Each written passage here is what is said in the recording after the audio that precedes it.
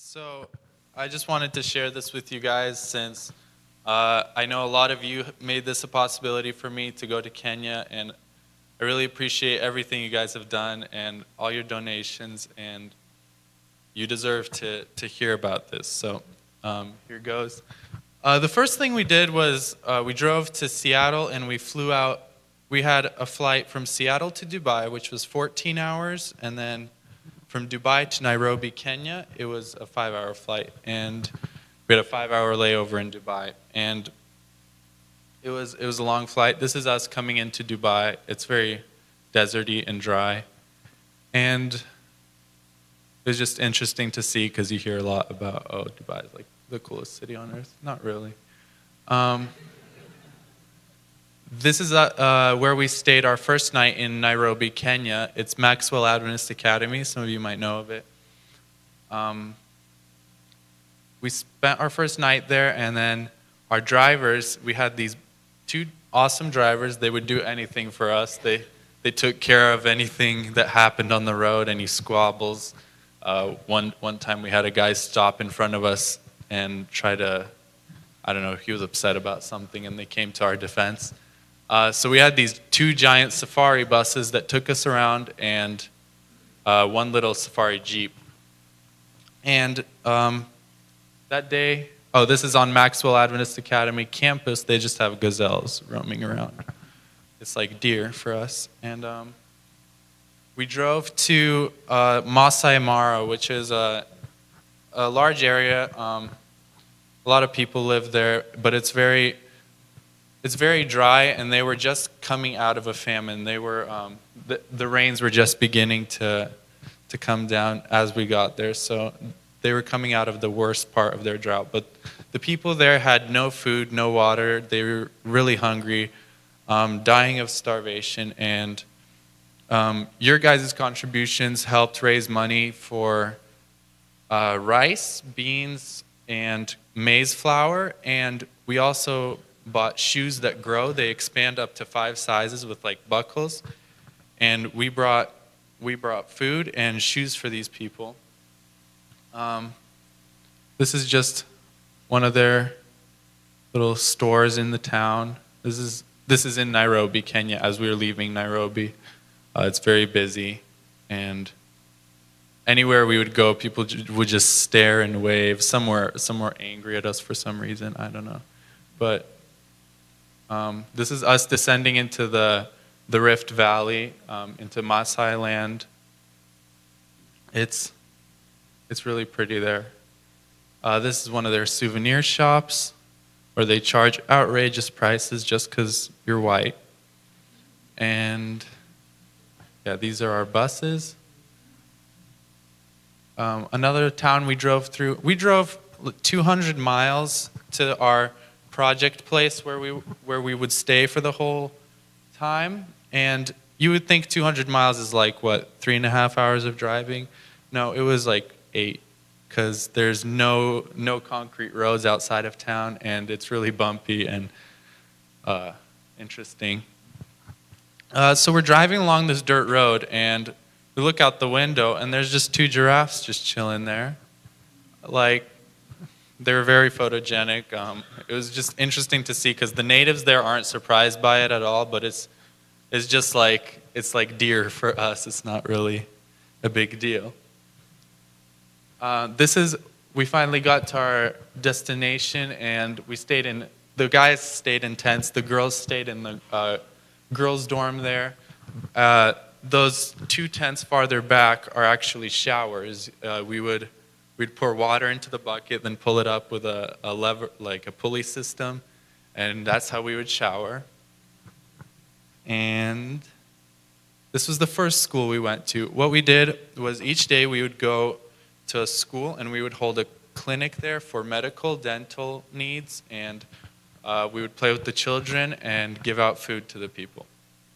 This first school had about 800 students from age 3 to 18. It's just everyone goes to school. We would play with the kids. They loved touching our hair and our skin. It was different for them. And they loved taking pictures. We brought balloon animals for them, which was kind of a mistake because the second they saw the balloons, they mobbed the bus, and it was really stressful to give out to all. And that teacher actually had to like hit them on the head to go away and like wait for the balloons. This was the second school we went to. All the kids wear uniforms. They wear different colored sweaters by school, and they're pretty torn up and raggedy, but they're happy with what they have. And this is Charlie and Summer. They're playing with the kids. This is one of the doctors that came along with us, Lyndon Dieter. He's from Lewiston. We did medical work with him. This is the school that the miracle happened at, which I will give details about later. This is probably the biggest school we went to. And we went there for 2 days. These are our dentists. There was actually 2 dentists. There was Dr. Wiggins and Wilkinson from Lewiston.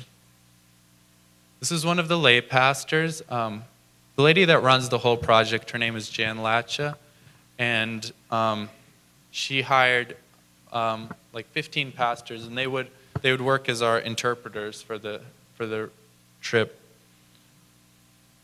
These are just people waiting in line to be seen by the doctor. This is Dr. Dietrich, also from Lewiston.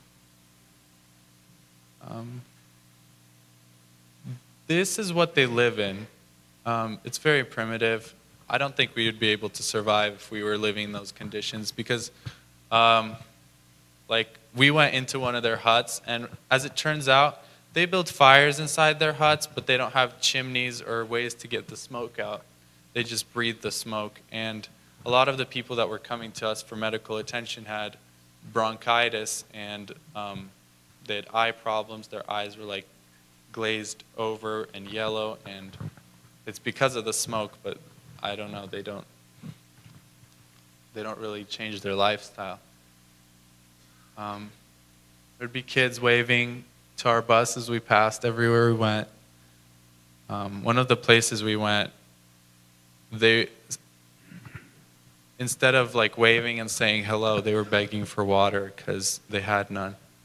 And the church we went to that Sabbath, it was so far out in the desert, and nobody had water. But also one of our girls actually passed out from dehydration because we didn't realize how far out we would be going, and we kind of ran out of water. And at that church, the natives gave us bottled water, which they do not even take for themselves.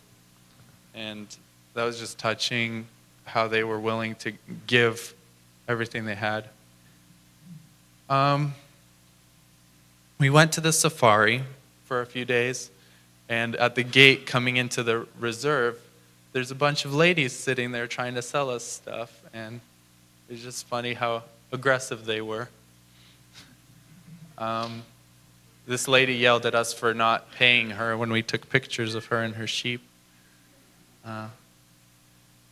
These are just zebras. This was on the safari. There's an elephant, got pretty close to our bus. Lions.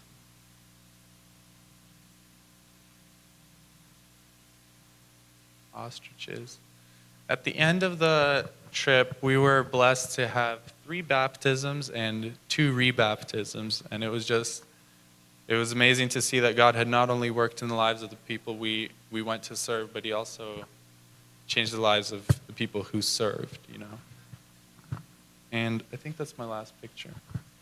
My dad tells me he told you guys the story of the miracle, but I'll tell it again because it's worth being told again. And I was there, so I probably know more details. Let me go back. You know what? I'm not going to mess with it. That biggest school that we went to, we went there for 2 days.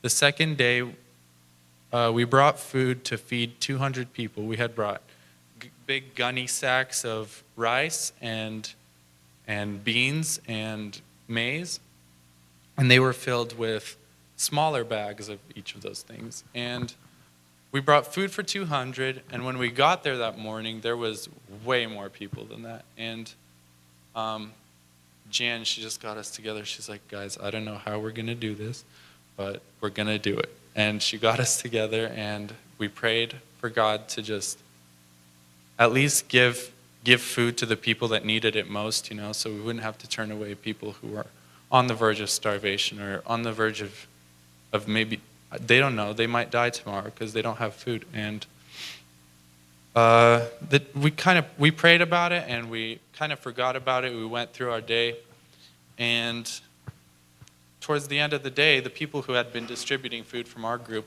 they came into the building because we had shut down the clinic that was over, and they came into the building with all they had left. It was just like one gunny sack of lentils. And they checked all the bays on the bus, the storage units, and everything was empty. And there's a huge line of people outside, and we give out what we have. And a few minutes later, two of the lay pastors come in carrying like gunny sacks of food on their shoulders. We're like, where did that come from? They're like, oh, it was on the bus. We're like, no, it wasn't. The bus was empty. And at first we were kind of skeptical, like teenagers, they can miss things in the obvious places, right? But it happened again. They would go out and bring in more food just as we were running out, and it happened over and over and over again. And each time it happened, we broke down crying because we knew what God was doing. And it was interesting that, like, the feeling of being literally God's hands and feet was amazing. And